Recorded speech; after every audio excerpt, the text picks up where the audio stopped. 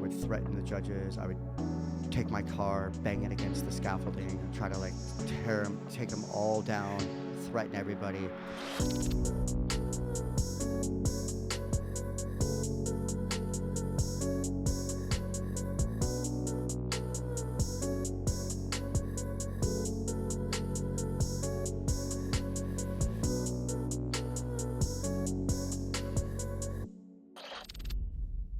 All right, we're back. Week 2 with Mr. Doug. I think last week was the perfect sort of intro because we see where you are now. You're a super coach. You're coaching one of the best surfers in the world in Seth Moniz. We got to talk to Seth and hear about your guys' relationship, but I'd like this podcast to be a bit of a prequel, and so we could learn who Doug Silva is. The great and powerful. The great and powerful, because you're a huge name in surfing now, and I feel like for a lot of people, they may be hearing about you for the first time. So we'd like to know what got you to this point.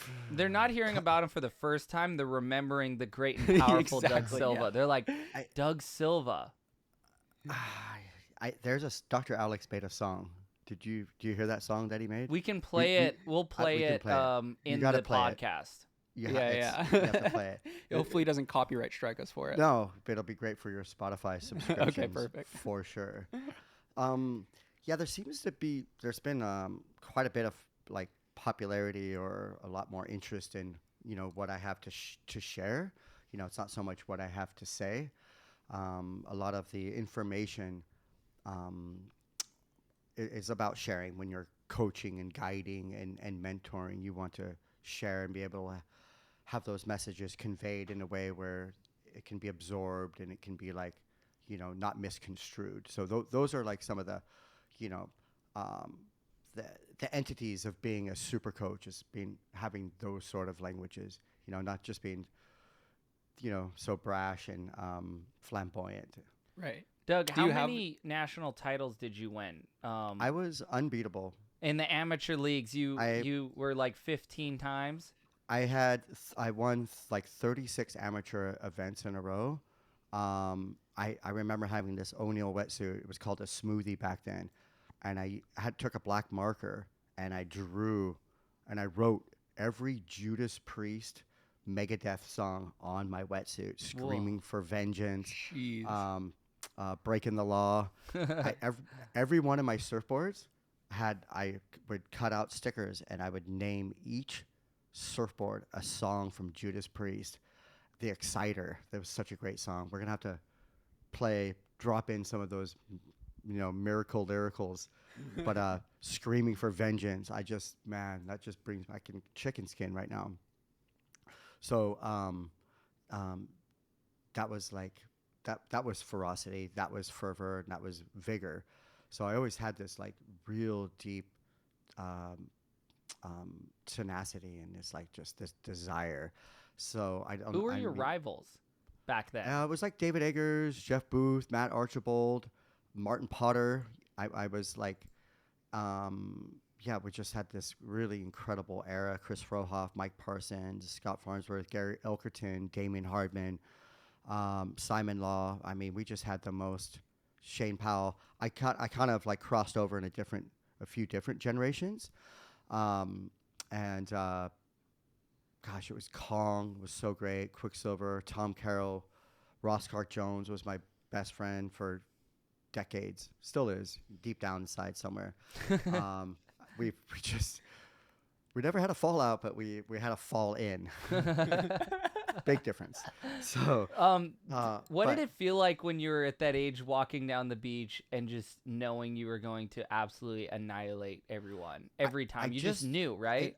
In high school, I just had this like real innate ability to be a wave like magnet, But I was just like, it was just the magnetism came from, understanding that my body is water. And obviously the ocean is water, and we were able to, I feel like Gavin Newsom right now, but like, talking about water, sorry about that. But we have this, like, we were so magnetic. Everywhere I moved. So I just always had this like movement, from like day 12 to like day 4 million, as of today is day 4 million. but like it was always about movement, and like, oh, how do you stay in such great shape, or all this other, snide remarks I would get at 50, 53, or 40, and I just don't stop moving, much like a shock, shocks never stop moving. What was your Sharks, yeah, yeah. most dominant spot? It was like probably Trestles on the left. No, Seaside, Blacks is probably San still one of the Diego. best waves in the world. Yeah, Seaside, um, Swami's, Oceanside. We had a lot of great waves. That was a wonderful era back then with Rob Machado and Paul Roach and Joel Tudor. We had just the pedigree of talent from that area during that time is just, yeah, remarkable So and you were timeless. you were born and raised in San Diego. I was born and raised in Oakland area. Okay. I loved That the explains Oakland a A's. lot. Oakland A's, the Oakland Raiders, Kenny Stabler, Cliff Branch. Raiders Nation until back they when it left was for like Vegas. for real. Yeah, I was a real deal Raiders fan back in the day. Oakland A's, and then my mom met my stepdad. He took me surfing in Santa Cruz. Well, I mean, how far do we want to back this up? Well, I want to hear more about what like when you were growing up. There was, I mean, talk about whatever you want to talk when about. I was but when I was throwing up, or when I was growing up. growing up, throwing up. Oh yeah. But Right. no, He's actually paddled. I That's mean, another story. your mom's a wonderful person, and she's been a nurse for many many years, correct? Yeah, so we were in the Bay Area, and my mom met my stepfather through a what is that unisex? Yeah, unisex soccer thing. Okay. Like men and women could play. Right. Yeah. Yeah. So they met. He was a surfer from Los Angeles. He was actually from Holland, and he was going to school in the Bay Area with doing some journalism. Met my mom, and he was a surfer, and he had a pool at his condo. This is kind of interesting. He had a pool at his condo and a surfboard. It was an Eddie Talbert 6'8" egg surfboard in the corner of his condo. And I used to take his board, put it in the pool, and run and jump across the pool and make it to the other side with dry hair when I had hair. Naturally a goofy footer, or did you start off regular? 4,000% fortified, certified goofy footer. Right foot forward, baby. So I was a goofy footer. He's like, oh, you're a goofy footer. Because you had like this Dutch sort of accent, which obviously I never picked up that well and can never mimic, and You never can't been able speak to Dutch? mimic it. I can't. I've been to Holland once. Not That's allowed another back. story. That's another story. We'll get to that. From Holland yeah. to wherever you ended up, to from Hossegor. Holland to Mulholland to Holland ass. Uh, So I got across the pool, and he's like, "Oh my god, like you're a goofy footer!" Like, and he's like, "I got to take you surfing." So put my speedos on. I think I was like 7 years old, 6 years old. Went to Santa Cruz, Steamer Lane, paddled out, caught waves. just And- dominated the lineup. Instantly. It was so crazy instant. I mean, I will toot every horn, my own horn, all the horns. I mean, it was God send, goddess send, Naturally gifted. pick whatever mythical creature you want. It was just so obvious. I've been there, for thousands, for millennials, and I just started surfing, catching every single wave, everybody else's wave, goofy foot going, first wave, first time, done, and I never lost like for years until I beat myself. And that was after you dominated the amateur That's ranks. after I founded women and alcohol. Whoa. I guess at a very young age. I mean, not to be so degrading in that department, but it was definitely like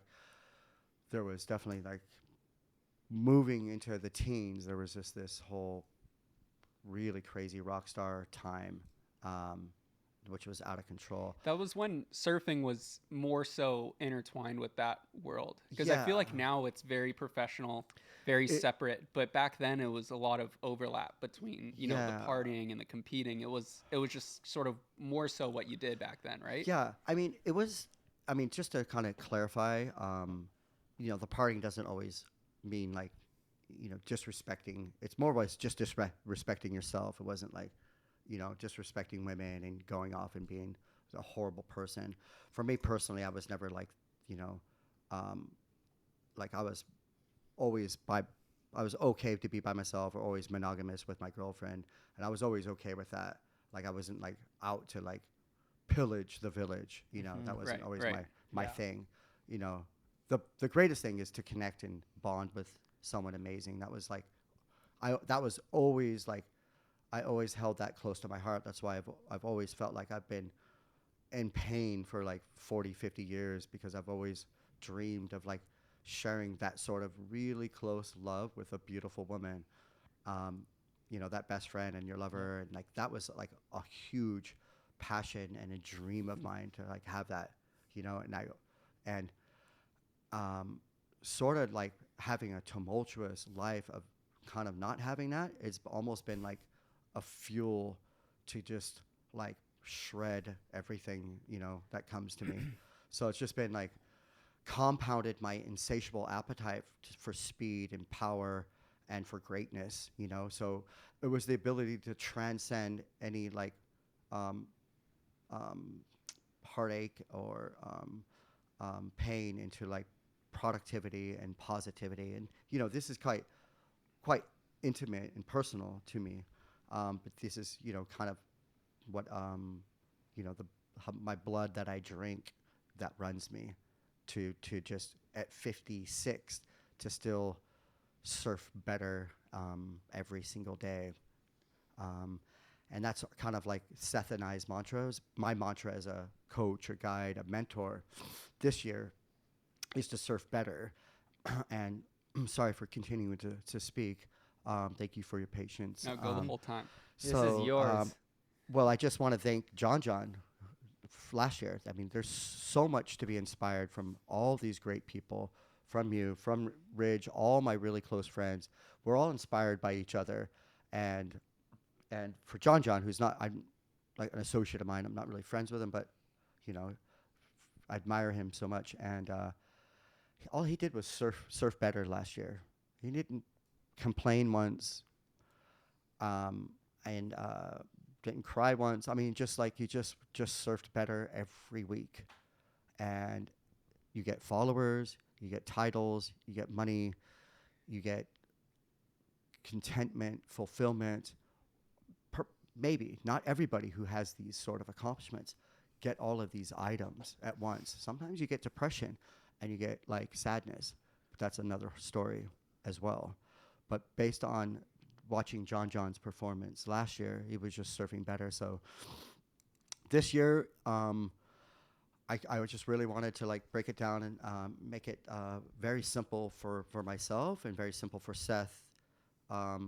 Just because it's going to be a lot of my focus this year is getting him to perform at the highest level and getting him to believe that we can win a world title and it's available. Just have to access every one of his incredible talents and his gifts, his joy, his happiness, and his inspiration, his performance. We are dancers on these waves. The waves are our stage. We are dancers. We are performers, and I might look like a performer, because I am a performer. We are, there was a Quicksilver, one of the greatest Quicksilver videos was called Performers, but I like to dress up a little bit when I'm out in the water, and I like to present myself, and it's like I've been dancing this dance for 5 decades, and I just feel like dressing up for it just kind of matches my energy, and like I think the ocean and the waves really appreciate it, that I'm like dressing for it. And I'm Yeah, like, yeah. this is not just a rehearsal. You guys Right. are This off ain't to a rehearsal. You're off to a good start, huh, Doug? Seth With- was first heat of the Pipe Pro, first heat of this tour, and he was just on the button, wave magnet, got the barrels, Yes. had the surfing, was ripping, and won it. and Well, you were right there with him. You actually surfed in the morning with him in the dark. As you and I texted earlier, I always paddle. I'm always out with him in the water, as much like at every venue. Try not to get anybody's way, but be able to bring like a certain heightened amount of energy, just so that um, um, I just want to obviously surf better, but I want to like really shred and go fast and torque and spray and bring like a certain amount of zeal to the lineup, just in case anybody's slacking. So, and then also to heighten Seth's energy levels, and not be a nuisance in the water, and know when it's time and place to do that. Went out with Seth yesterday morning. I brought out one of his backup boards. I think it was a 510. He took out a 511, and in case it felt long, or what have you, or the rocker was like two different rockers. So, but when I go out with him, I go out with him everywhere, Margaret River, every morning, everywhere we go, I'm in the water, and hope duck diving with them, just being out there with them, getting those landmarks, feeling the water, feeling the sandbar, the currents, the how far to set out, the tides, just to get a whole, Kai and I, we've done this so much at Sunset and everywhere, and you know how blessed we are with that GPS. Is like, yep, it's insane. So it's been a huge blessing for me to have this incredible gift to be just Johnny or Jeannie on the spot. Now that it's Jeannie or Johnny now, thank God. But Johnny on the spot. So when I went out with Seth,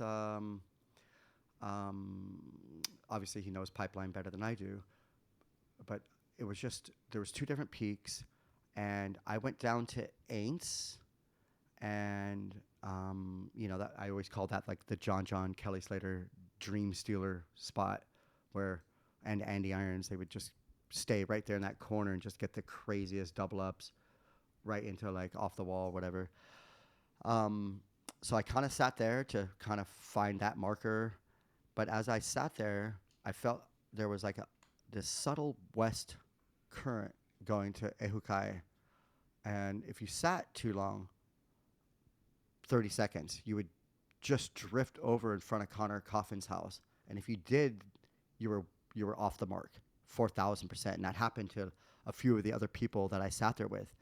We sat and talked for like 10, 15 seconds, and then this short interval little 6-footer would come in and we'd be like 5 feet too deep, like off the bubble. So I had Seth come over, and I'm like, you'd see me pointing. I'm always kind of pointing. And so I got Seth. I'm like, hey, Seth, I go, I know you know this spot, like, but just remember, if you sit for like more than 10 seconds, everyone's going to drift, and you're going to miss that thing. It's going to pop up super fast.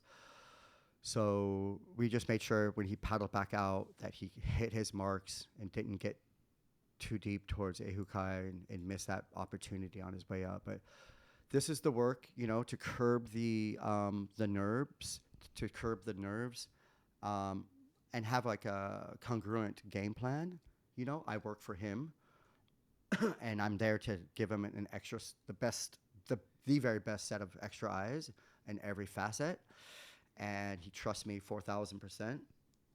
And then we just come up, with like a really basic, cohesive plan of attack.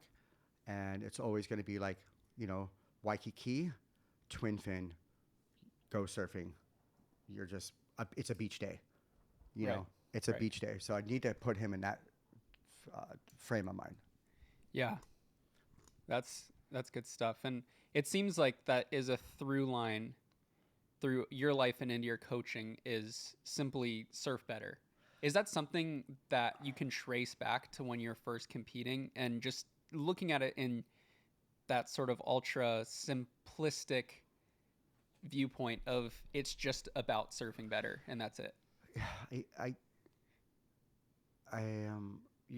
just really wanted to like go fast and just throw a lot of spray and just turn as hard as I could, as fast as I could, as dynamic as it could be with the most amount of fluidity. And it was just this repetition of mastery that I just was just finding like these codes and these apexes and releases. And I just kept like mastering it and like fine tuning it.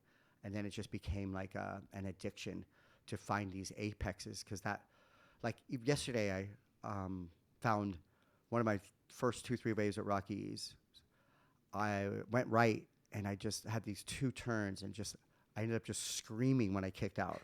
I was just like, ah! I felt just like hit those marks on the mark, just so good. The release, the acceleration, and that insatiable sensation.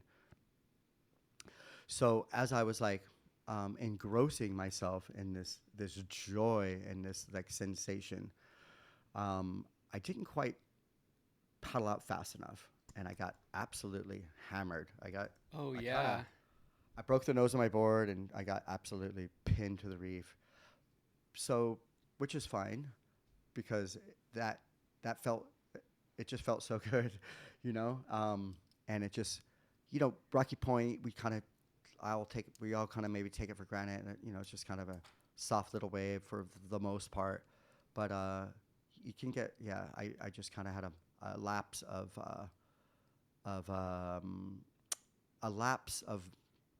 like, what is that, humility? I have no idea what humility is. There was just a lapse there where it was just that the old powerful mother ocean, you know, just reminded me that, you know, you might be surfing better, but I will slap you. Yeah. Yeah. So she slapped me, and I love her. I love her so much. Yeah. So if you say you had a time machine, right, and you can go back to the late 80s when you were, or 90s when you're in your surfing prime, and you can coach the younger version of Doug Silva, what would you tell him with all the knowledge you know now to get him to the highest level, world championship? Go to Dagestan. That's a And good why is one. that? Just go to Dagestan. And what would you Just find in Dagestan that would have helped? Move rocks and get hit by baseball bats and choke everyone. But so that just, the meaning is just the discipline. Just go there and just be a monk and wake up and like lift, bite, throw, repeat. Whatever they're doing over there, they're doing a combination of that, an accumulation of lifting, biting, and throwing and choking. Yes, throughout the day. But it's just maybe the discipline and to sleep at night. So if you're coming face to face with, so Go to bed. so say it's day to one of bed the at 9. competition. Go to bed. Say it's Not 9 in the morning. day one of the competition. Younger version of Doug absolutely crushes this heat. You're feeling on top of the world. Nighttime comes. You hear there's a party. Are you holding him back? What are you telling him? I was always okay. Like when I was competing, I was very disciplined. I had a wonderful regiment. I always was very repetitive in my preparation. I would watch Aki films. I would watch my surfing on a VHS. I would watch Aki. I would wake up, go surf in the morning. I was on a very good regiment. I had a championship regiment for sure. And as I was unbeatable as an amateur. And then I started losing as a professional. I started getting really, really, really frustrated because my surfing wasn't part of the judging criteria. And What I told was you the this. difference? Yeah, let's talk about that. Well, I was talking to Ridge before about how Kelly Slater not only ruined my surfing career, ruined, you know, quite a few people's surfing career, and inspired all of us. So I say that kind of like boldly, but he was putting his surfboard in such positions on waves, having his godlike talent, having scoliosis, having his strength, having his posture, and his beautiful eyes, all these things. And he was able to put his board in certain positions with so much power and rail, and that his tail would slide coming out of it. And it was just like, oh my God, what is this surfing? And the only way people could mimic that surfing was doing really flat little tail slides, and it was just like no spray, no nothing, but it was just like a facade. It was a mirage of what Kelly was doing, and I, stubborn, was not going to adjust. I was not going to change my surfing of just doing Tom Carroll hacks or Aki hacks, and I would just walk away with a 4.83. I would lose two giant hard turns, carvenored, you know, like a big bang, earth crashing, moon making sprays. I think that's how the moon was made when Right. No, that makes sense. that was what I was trying to do with my surfing, and I would get a 4.83 for it. Oh God, I used to get so I would threaten the judges. I would take my car, bang it against the scaffolding, and try to like take them all down, threaten everybody. I had a really, really, really bad temper. It cost me. I missed out on that whole momentum generation because I wanted to like, I was like not a pleasant person to be around because I was just so effing angry, like not good. Death metal, driving a Porsche, road raging, like like really angry person, and because I just wasn't getting the scores, and I thought everyone was a soft, and they were just like really six little slides down the beach. Like, are you kidding me? And I like would lose to that.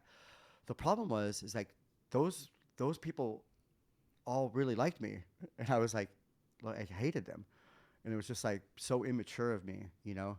Um, it was so immature of me, so I felt really bad. I apologized to a lot of those guys. They're like, dude, you're like my favorite surfer. I'm so sorry, you know. And like, I'm like, oh, I'm so sorry. I was just really angry, you know, extremely angry.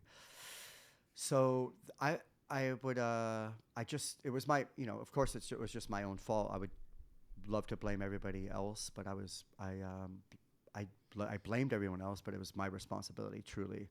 But I missed out a lot of opportunities by being like just angry and horrible to be around. So that's the Violent. lesson. It's you would have just Yeah, your current demeanor couldn't be more different. I'd say you're like the happiest, yeah. most positive. But Find the good in every moment. Like yeah, trips we've had that normally people would have mental right. breakdowns, and Yeah, yeah. We were 100%. able you're to like it'll always transcend. work out. It all It works just out, and it would just. I mean, maybe we could get to that eventually, but I remember yeah. that trip was one of the craziest experiences I ever had with you because you just had such a belief it was going to work out, and it just kept getting better and better It in couldn't a work out horrible better. Yeah, situation. absolutely. It was like we ended up on a deserted island, and it was like, you know, not only just 3 stars fell on our laps, we had, you know, all 5 of them within No, like but 20 minutes. we were doing the Rangiroa comp in the QS, and I think maybe I got to the quarters or something Right. with your coaching, and something happened and I didn't make it through, and I was really bummed, and I think we wanted to get out of there and go somewhere else, and you were like, we should go to this other island, Tiki How, which is like Yes. 2 islands over or 2 atolls over, whatever. It's like maybe what was it, a 30-minute flight, and No, 15 minutes. It 15 was minutes. literally a 15-minute flight. We had, we had no plans, nowhere to stay. We're We just had, like, oh, we could just get an airport hotel, but forgetting that we're in the atolls and it's just a landing yeah, strip and it nothing. was, And to get to a livable place, you have to take a boat. we were with a photographer that was just not happy. You're just pissed. He was just like, we had, like, there was no direction, there was no belief, there was no trust. Doug was our And- fearless leader, though. He were and like, it it's was- going to happen. And I was like, Kai, I was the first time I seen Kai get a little bit mad, like, you know, just shut up, right? Like, it was just kind of like, I was, oh, Kai came out of character. But it was just like, I just was very adamant, and I felt very positive that we just needed to break away, get away from everybody, create our own environment and our own aura, and have some sort of magical experience, you know? Right. And so these are part of the manifestations that we Yeah, discussed yeah. about when you speak it out to the universe, the do-overs. We use this so vaguely, like when you speak things to the universe, it will come to fruition. So it's just obviously it's more than just speaking it. You have to like absolutely. It's the belief. But I we mean, hopped on that deep. plane, right? And then just the universe answered us because we had no idea what we were getting into on the other end.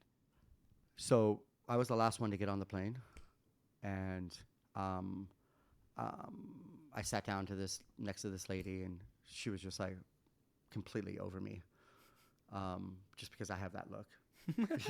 Just fine. You're always gonna hate me at some point, but you're gonna love me forever after you get over the hate. Yeah, yeah, yeah. You know what I mean? I'm just still trying to convince my wife of that, but she's not quite there yet. Bless her soul. Really, really pretty.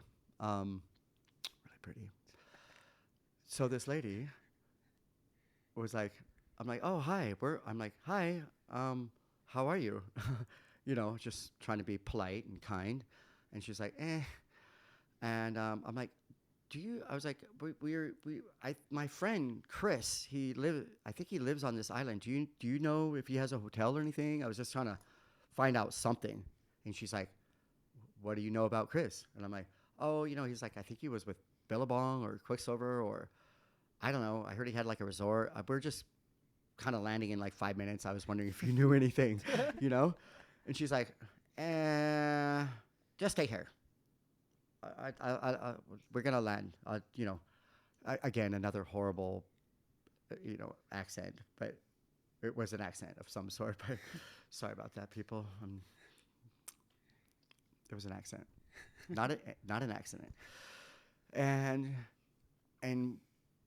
Kai gets up and looking at me like a golden retriever. Like, okay, we're here. All right, what are we doing? And I go, I think I got this. I think I got this. Mama, just don't move. Tell that guy behind you, just shut up. Don't move. Just don't blow this. I got something going right now. And 2 vans pulled up, air-conditioned vans. But it said, wow, the crazy story. It said Ninamu on the vans. But the funny thing is, we stayed at this one place at Rangiroa. The craziest thing. I was showering in ginger ale right next to Kai. Well, when we were in Rangiroa, look it up Ridge will put some footage up, but to describe Rangiroa, we're staying in the back of a like convenience store in the very back. Oh my God. And the Crazy. only water you could shower with was rain catchment water, and it hadn't rained there in like 40 days or something. No. And then so and the water was still water, so it smelled kind of gnarly, so it was like you didn't really want to wash with it. So Doug would go into the convenience store and buy because it's hard to get product out to these atolls, out in these islands. I think like a Pellegrino was like, what was it, like $20 a Pellegrino? Yeah, I was showering in Pellegrinos. And he $20 bought every Pellegrinos. single one and only showered in that. And there was no air conditioning. It had to have been maybe 95 degrees with 100% humidity, so it felt like 200 degrees. And it smelled like there was no egg shortage. Like it was it was sulfuric. And Insane.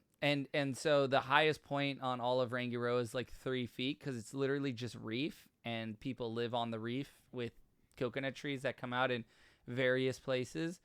I remember this when we were there, though, the window was open and it started raining onto me on my bed. Yeah. And normally you'd be We like just left it. disturbed by it, but it felt so good because it was, it was like cooling you down at night, and you would just like sleep wet. Well, I was dripping in sweat and ginger ale. What was it? Pellegrino. And then Kai was there, and it was just raining, and we were just laying there, and it was like some like 4-star jail. Jeez. It was a window open with rain. That would be like a 4-star jail, right? Yeah. With Pellegrino. So, but that's what it was. Huh. So back to the plane, we land. Oh, but no, it was the cat, right? Oh God, that's right. That's where we were going back to Rangiroa. There was this that's cat, right. and Doug named him.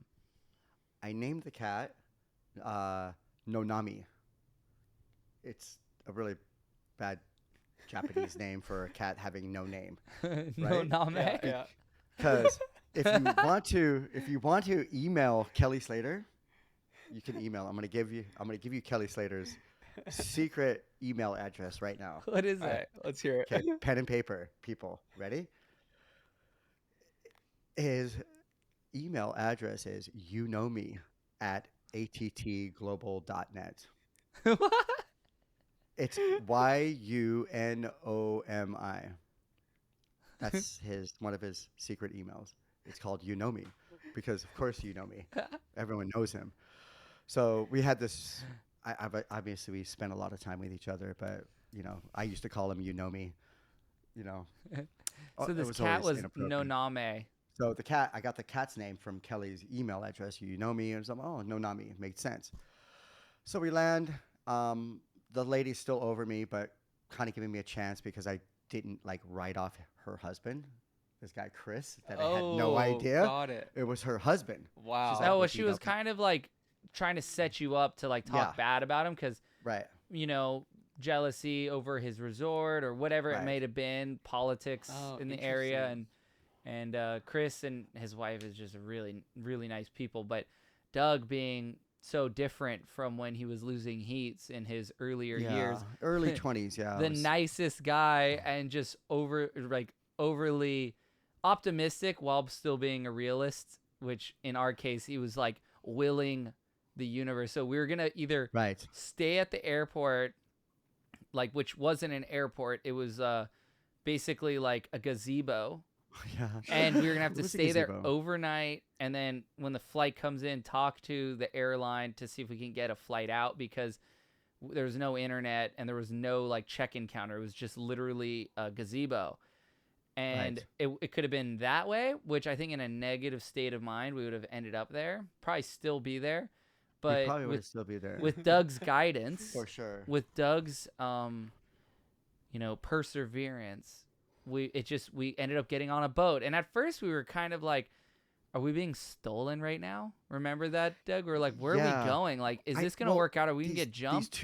these two vans pulled up, and I'm like, okay, I'm like, hey guys, just I think I got this. It felt like a Hollywood movie. I mean, it was like a Brad Pitt movie or like whatever, the Ocean's 17 or whatever number they're on, and it was like, you know, heads were tilting, and I'm like, dude, I got this. So the vans pulled up with Ninamu on them, and we get out, and these nice gentlemen started like taking our bags and loading them up on the vans, and Kai didn't question anything. He's Just going he's with like, it. oh, okay, of course, he's like, obviously, duh, And you know what I Doug, we mean? trust. Yeah, exactly. So it was like he just lets me like go with the flow. He's so good. He's like, yeah, we got this. Like, no roadblocks.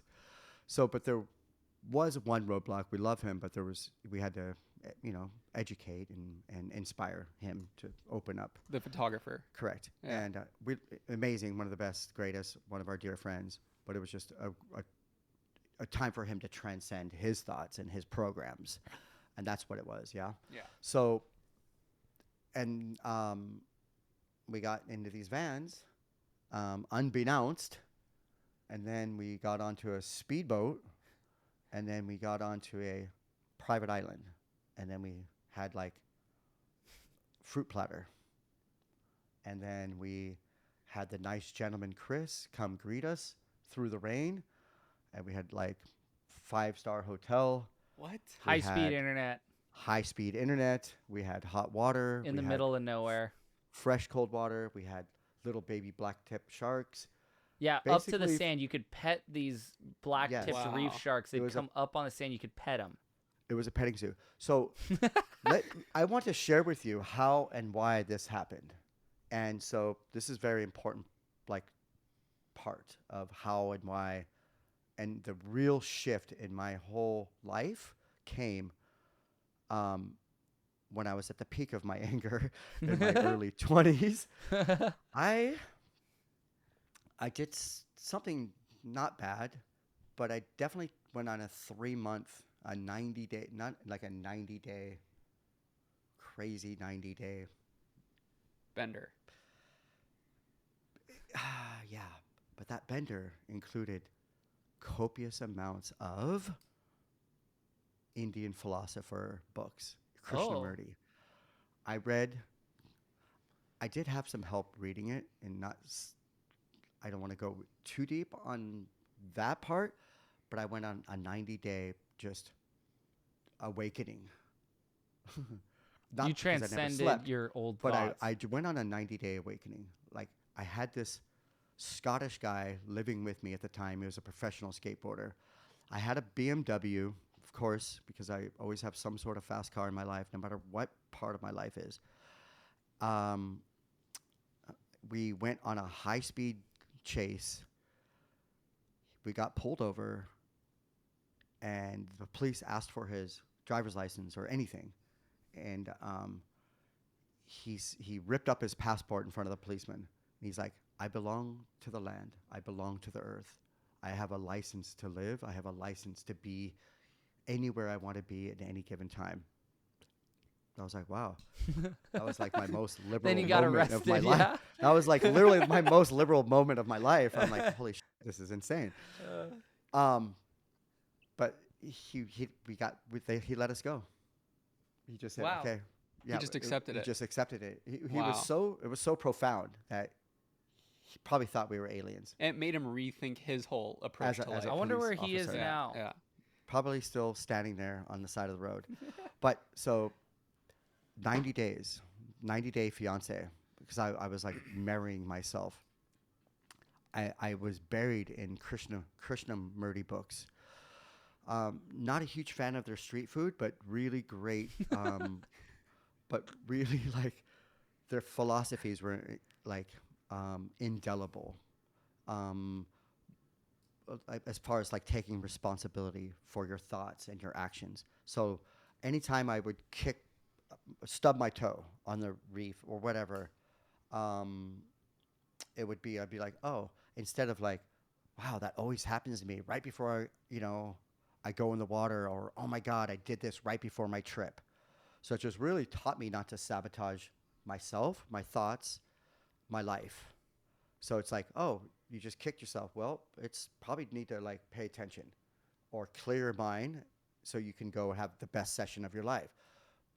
Maybe you were not focused and you had some other thoughts. So that 90 days of personal awakening, crazy, it was kind of insane. Um, and reading those philosophy books transcended my whole life as it is today, and I've just been a shepherd of that knowledge during that time. So it really helped us get to this point at Tiki How altogether. So with that, being a visionary and having that positivity and having that vibration, we create that vibration. And when you create that vibration in the water and on the land, I mean, it's miraculous and it's powerful and it's infectious and it's magnetic. So that's what we did, and that's what we do, and I'm so blessed to share that sort of magic um, with my best friends and the greatest surfers in the world. Yeah, that's something I think about when I've seen you coach Kai myself is sometimes you don't have to, it's not about the surfing almost. It's about the energy. And I think that took me a long time to fully understand because I'd go surfing with you and you wouldn't tell me anything. You wouldn't tell I me know. move your arm, do anything. And I'm like, this guy's a surf coach, but I Yeah. found myself starting to surf better Right. because it was more so the energy that I was able to Right. embody.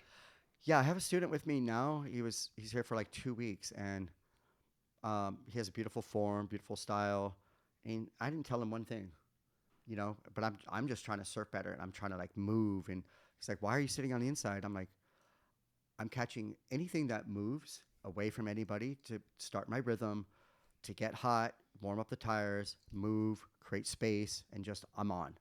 You know what I mean? Like I'm on. I'm Doug, not going out."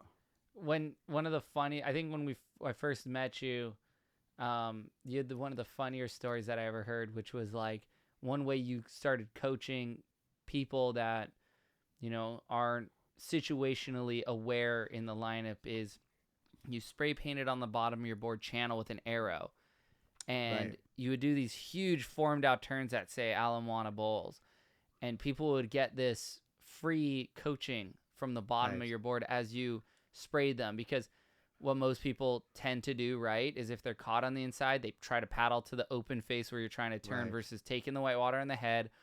Or they're on the channel and they're trying to go over the side of the wave versus just paddling 10 feet wider so, the wave stays clear. And you Yes. changed, I think, a lot of people's lives because they had to have been contemplating their existence when they had water. What were we calling it when you would split the molecule as you'd go I by mean, them? two spray hold downs, um, splitting the atoms. I would be really kind to everyone. Like, hey, when you see me get to my feet, just go to Barber's Point as fast as you can. I'm going to get to you faster than anyone's ever gotten to you in your life. So it's gonna happen. Like, I don't mean to, like, I'm not saying this to be like, you know, extraordinary. I'm just this is just really factual. It is true. And You're probably the and so fastest guy in the lineup at any given well, point. I just want to, like, there's a certain apex that's going to be right there, and I'm going to be entering that with like, you know, with a really high rate of speed. And if your legs are there or if you're in the way, it's going to be, it's going to be hard to stop because I'm going, If you flip you over know. your board, Doug, it's actually from all the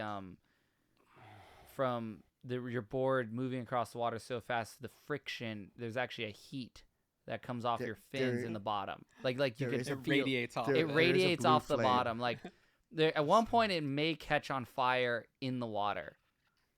It's just, I actually spray painted the tail end of my board hot, like this hot magenta, to make it look like the hot tip exhaust pipe. Right, right. Just so it looks like a flaming hot. But I mean, but I say it, I would share this information in all good fun and faith, so it wouldn't come across like as a complete dick that I am. Yeah, No, it yeah. doesn't You know sound what I like mean? it never sounds arrogant. It's like funny and then Yeah. and it makes you kind of like reflect. I think there's a Yes. reflection that comes from it. It's not like Yes. someone yelling at someone in the water because you Right, never have right. to raise your voice. It's just this frequency. It's like Yeah. everyone it- needs to elevate themselves. It makes them take a pause a little bit. I don't I know know if how- anyone Yeah. out there has ever been around someone like this where you like Doug doesn't have to tell you something. You just have to be around them and that energy rubs off on you. You are who you hang out with. And if you're hanging out with Doug, you're going to get better at surfing just by consequence of hanging out with Doug. So find him. Yeah. So like 2 weeks, this kid's been staying with me. He's like, where's the coaching? And I'm like, and finally he had like a breakthrough. He's like, oh my God, I think I've got it. I'm like, yeah, you just found a new gear. Congratulations. You know what I mean? Yeah. Like, you had one beautiful speed, but now you just, You turn it up. now you found the clutch, and now you're like, oh wow, I can go faster with more energy and more purpose and more fire and like more horsepower. Like, I'm finding gas and air in this engine, and I'm able to like maybe add a turbo or a supercharger. So I'm like, congratulations, and now your rhythm's better. And so now he's like surfing better just by like finding that rhythm and by finding that next layer of like purpose and speed. Of course, there's going to be a couple little fundamentals in there, but like, his life has permanently changed for the better.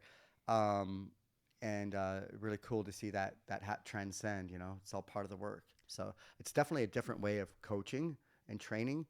Some is going to be a little bit more defined, but a lot of it is just like you're moving with me. You get to like shadow me, and how have I been holding space for 50 years at the highest level? So these are the movements, and these are the patterns for elevated living and elevated surfing. It's that an energy and a vibration and a frequency, and this is part of like yeah, So this when is did what you we Yeah. did. meet Ross Clark Jones? England at the World Amateur Championships. I was the glory American, the quintessential American, blonde hair American, like one of these blonde hair kids today with 150,000 followers, doing hair whips at Trestles. Really cute, but you know, I was that guy back then before all this crap. And I was that guy. And Ross Clark Jones was the other guy. He was the quintessential Aussie, like rooted, deeply rooted, highly educated, but deeply rooted Aussie as it gets. Chain smoking, just he wasn't never really a big drinker, but just like he'll have a smoke, he'll have a fight, he'll have a conversation. Highly educated, 100-foot wave. I don't like at age 10. It didn't even matter. This guy was just an absolute cannibal, and like had such a zeal for life, and was so attractive in that way. Um, and we were like the same, but complete opposites. And so that's how we met, and then was like became best friends when I was 16, he was like 17 or 18. And everyone he was supposed to hate me, and I was supposed to like, you know, hate him because we were just both opposites, but we ended up being best friends after that. And we had Quicksilver, and we ended up just traveling. Driving And fast cars across Europe. Oh man, we did some. Tell us though about that one time you guys, I think, were going from one end of Europe to the other to go surf. Maybe you were going down to Biarritz and Well, in the Porsches, right? So I was in Hawaii, and yeah, I think he came into a little bit of money or something, and he was in Europe, and we were like, I was doing this Red Bull project for him, and um, I was car shopping for him in Germany, and but I was in Hawaii, and I found this car. It was a But the Red Bull G- project was in Japan, right? yeah. It was like a Explain big how you wave ended up storm there. chasing thing. So I'm devising and designing this big wave like tsunami. The irony is it's a Red Bull big wave project to ride a tsunami typhoon in Japan. But Doug, you hate big waves. I hate big waves. Yeah. I'm like, sure, let's hire the small wave guy, which is perfect. And I'm so glad my jet ski broke. Gosh, damn it! I'm so happy that. No, Although so I you was, were could barely get into the harbor out of there, but oh my no gosh. start on Germany. You basically were car shopping for Ross. Found him like a car that had a roll cage and required a helmet and a track, God. which you didn't have access to. So you had the open roads between countries. So I found this Porsche online, and They had the internet I back sent. then. Oh yeah, they did barely. I think it was on like MySpace. So I found this Porsche, and it was a GT2, like flared out, the last naturally air cooled Porsche. It was a 1997 GT2, huge wing, roll cage, just 650 horsepower, giant turbo. And I said, Ross, you got to go. You got to go buy this car. So he flies to Germany. Where were we? Munich. And he buys it. And he sends me a first class ticket to go meet him over there. And meanwhile, I'm like trying to get this Red Bull thing going. And I meet him in Germany. I think we went out that night too. And I can't believe everyone is like 6'5". I mean, incredible techno trance music in Germany was out of control. But it was Ross and I were just dancing with each other because we couldn't see anybody else. It was like dancing with a bunch of trees. So we had these like 650 horsepower twin turbo Porsche, and we're like got out of there, and we were based out of Hossegor and Lacano or Hossegor. We had to get to Hossegor, so we had a mission. We love missions. It was time to go. So before we went on the autobahn to try to go 200 miles per hour. So we had this adjustable wing in the back to make it as flat as possible. I only got to 198 because I just could not get the wing flat enough. I was just too much downforce. So I think it was like 320 kilometers an hour, 198. So I never got to 200. But Oh no. I was Oh close. my gosh.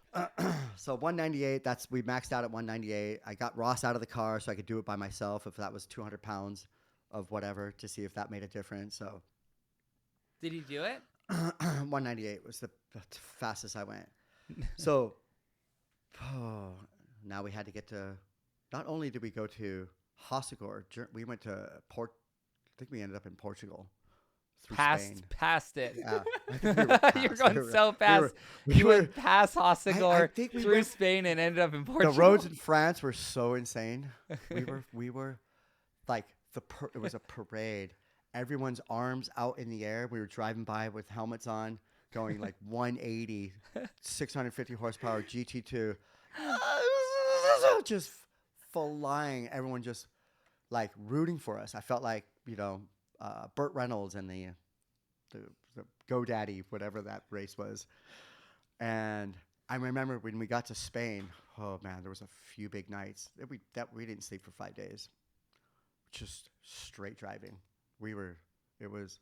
But didn't a cop eventually pull you over? Is there God, there's got to be some other rated version of this.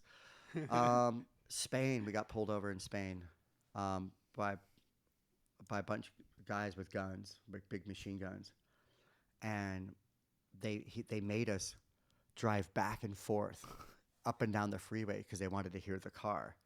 Wow. And they were just like shooting in the air, just like Just No so way. hyped up. they were so amped up. They knew Ross Cart Jones, and we probably had some bad stuff in the car. I mean, we're just chain smoking, going 200 miles per hour. It was fucking so gnarly. We're like, oh my God, we're gonna get shot, go to jail. This is it. Well, fuck it, we did good, and they were just shooting guns in the air. I was just driving back and forth as fast as I could because they wanted to hear the engine. And we're like, oh my God, okay. Got out of there. We had to go get gas. In the meantime, this giant typhoon was forming in Japan. Crazy giant typhoon. So you And guys I'm, like, drove to On Japan. the computer. That's pretty funny. I was on the computer, like, didn't sleep for 5 days, 200 miles per hour, Ross Cart Jones, chain smoking. Like, yeah, I felt normal. Like, it was just a normal week. I mean, that was just a normal week. I mean, that was just how our weeks were. Those weeks definitely weren't for the weak, by the way. For every pun intended. So, giant typhoon was forming in Japan. And I was trying to organize Ian Walsh, Tom Carroll, Shinpei Horiguchi, like just, I had to organize everybody. I had to get the jet skis over to Wakayama. Like there was a lot of logistical stuff happening during this time of sheer recklessness and chaos. And the typhoon was forming, and we needed to pull the trigger on this project. So we had Tom Carroll meet us in Hossegor. And we flew to Amsterdam on our way to Japan. So Pit stop in Amsterdam. So what possessed you to go on that detour? To Amsterdam? Yeah. It was how to get to Japan. We went across Russia. Okay. We were in Got it. France. So But you spent a day there? I don't remember, but we got to Amsterdam. I was with Ross and Tom, and these guys are crazy. I mean, dude. You could read all about it in Tom's book. These guys are crazy. I ended up staying with Tom in Japan. Somehow got all the jet skis there, got all the team members there through all of this. Like sheer anarchy. Soul anarchy. And weren't the waves just absolutely massive? It was 40 feet. It was a giant typhoon. I had to organize a helicopter. one of my friends he owns a helicopter, had this like Black Hawk. It was crazy, and was able to like down Wakayama. So I nailed this project through Wow. and through. It was insane. It's called Taifu. You can find it. Yeah, I've watched it. It's a Yeah. good one. Yeah. But So that then was Ross and I's project. Yeah. then it was This backstory giant. behind that. Were you the one that was it Ian Walsh's ski that broke down? I had one that broke down. It got caught in a fishing net. We were, it was 100 feet. I don't know. It was so huge. It was out of control.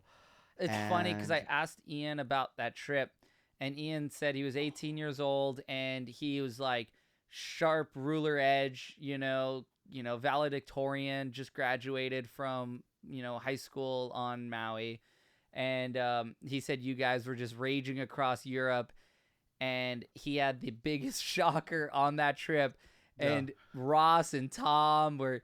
You guys were just like thriving on yes. a week of no sleep, and he just felt like he was sort of out of his league a little bit, like in terms Yes. of like trying to keep up and just his surf. I think he broke his ski and he needs to get towed around, and Yeah. he just I couldn't remember believe that you guys just everything was just always working out. That was like his takeaway. Yeah. So again, like having that Krishnamurti moment where just everything, like if you just stay out of the matrix and you just create this like sequential, perpetual flow of like possibilities.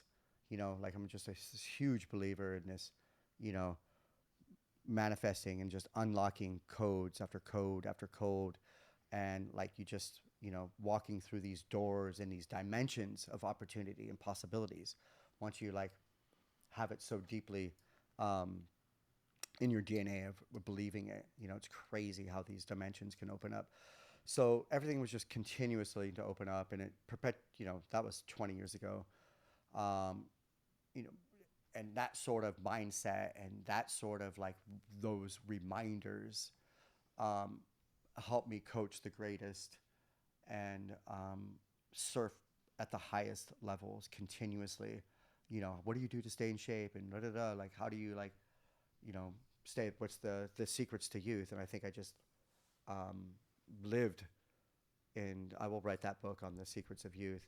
And no matter what I've ever done to my body, or and Ross continues, we see him smoking and stuff like that. It's like when you operate on such a high level and high frequency and a high vibration, when your spirit is operating at the highest frequency, and I don't use the highest, loosely, but when it's an elevated frequency, and it might not even, it's a different dimension. It's not even, it's a higher frequency or a lower frequency. There's like 412 MHS. It's just a frequency of operation and how we carry ourselves. So when I say higher or lower, it's just an alternative frequency. So just to kind of clarify that. And these are the codes of staying in shape and having healthy thoughts and a healthy body. My skin didn't get that memo, but my posture and my body still feels very youthful. And it's just it's a mindset, and it's a discipline of just eating, really great, proper food. So we had this horse in Waimea, Big Island, and I was really inspired by it. And it only kind of ate two things. And I was like, this thing is so strong, so beautiful, so fast, and so powerful. Everything I've ever dreamed of being, I've got like three of them, just missing one. And this horse only ate two things and water. And I was like, why are we eating everything? Why we don't have to eat like 50 different types of shrimp and 30 different chickens, So I was just like, It was powerful, but not to match Cubby Bear, right? I mean, Cubby Bear only has water and like dehydrated beef. Like, and this guy's Is like Cubby Bear right next to you? 16. Who? Cubby Bear. He's always next to me. Oh, there he is. He's 16 now, and he's just as fierce as ever. He's So your I'm just- doppelganger. I'm just on I'm on beef and blueberries. I mean, I've been living with Ridge for a month now, and he wakes up to Every 20 morning 20 New York steaks at 6 in the morning. He's like, with what is going on? a whole half stick of butter on each steak. Yep, absolutely. That's pretty good. It's really good, and like every salt in every lake. Yeah, So those are salty steaks. so I've been just inspired by like just minimizing the certain amount of foods I put in my body.